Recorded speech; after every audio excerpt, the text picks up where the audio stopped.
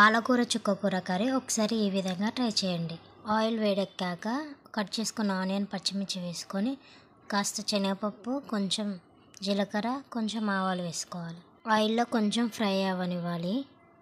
ఆ తర్వాత కొంచెం అల్లం వేసుకోవాలి.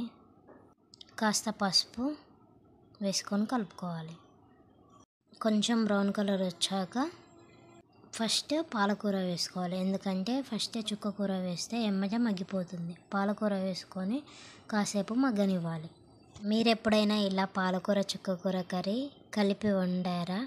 వండితే కామెంట్ చేయండి.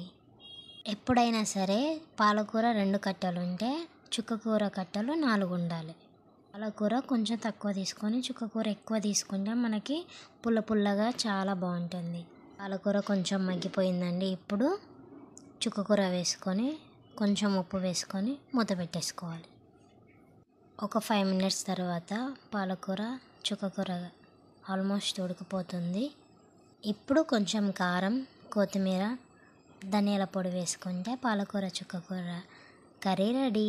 నేను ఏ కూరలో అయినా ఓన్లీ ధనియాల పొడే వేస్తాను. మసాలా ఏంటంటే ఓన్లీ నాన్ వెజ్ కర్రీలలోనే వాడతాను. కర్రీ నచ్చితే ఒక లైక్ వేసుకోండి. Please subscribe our channel.